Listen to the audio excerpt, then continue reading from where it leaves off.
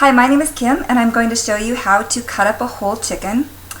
So buying a whole chicken is a lot of times cheaper than buying chicken that's already cut up, and you can make several high quality meals. So this chicken, I paid $11 for it. It was $2.99 a pound.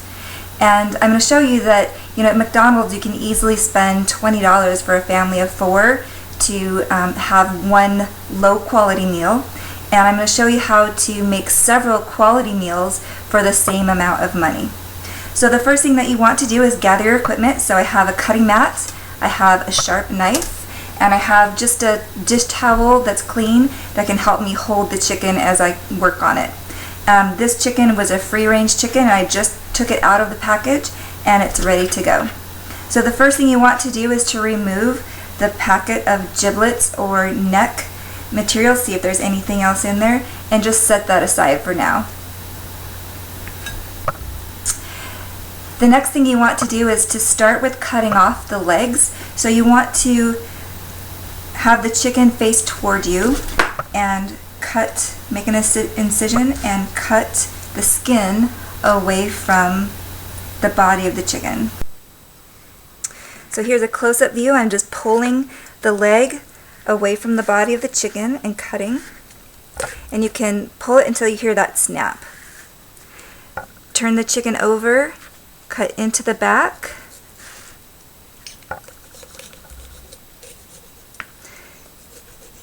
and you can see where the bone is. You want to cut right there, and you have one chicken leg. Let's set that aside. So then you want to do the other leg.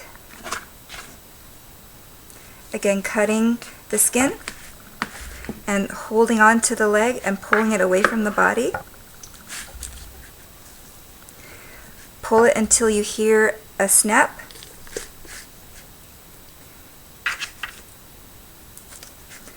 Turn the chicken over. You see the bone just pops right up.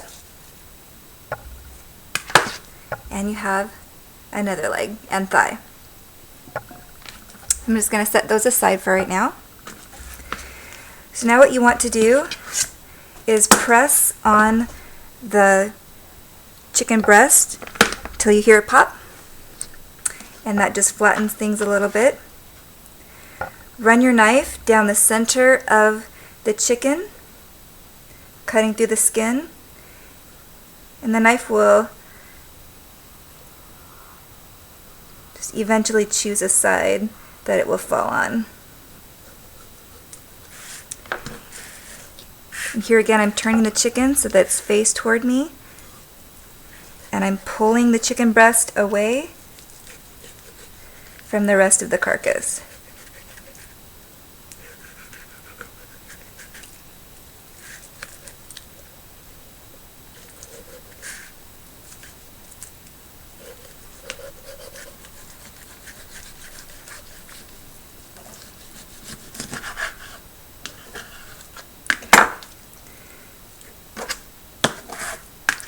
So here is one breast. The wing is still attached, and I can remove the wing.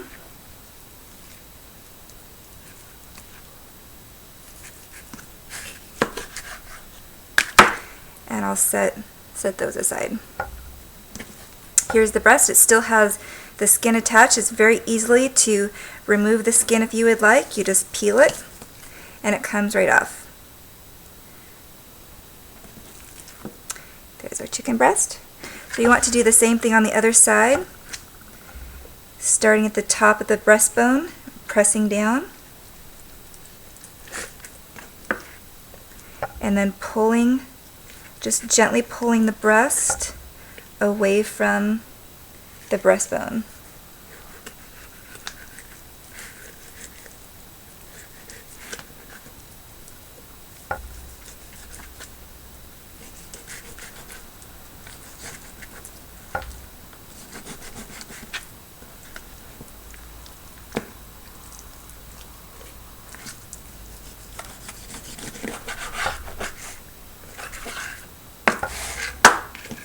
So now we have our second breast. and the wing attached, and again it's very easy to cut the wing off.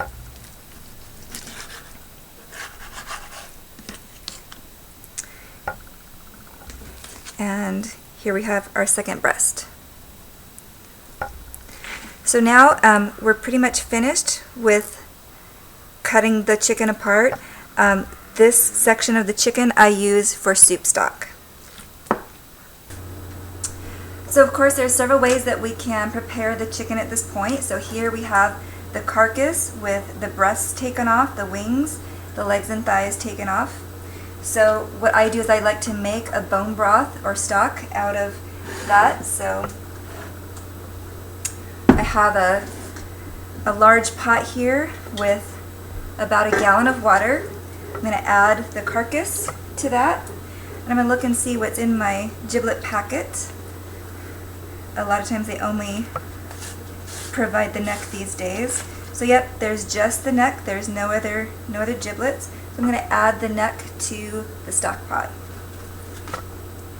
I like to add just a sea salt, about a teaspoon or so of that, and some black pepper, and I add about a tablespoon of vinegar.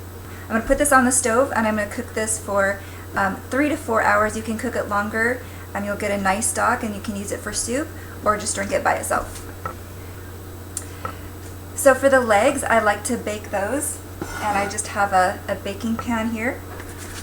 I add the wings with the skin still attached and the legs and thighs, and arrange those in my baking pan. I take Bragg's aminos and sprinkle that on top of the chicken. It soaks in, it gives a really nice flavor.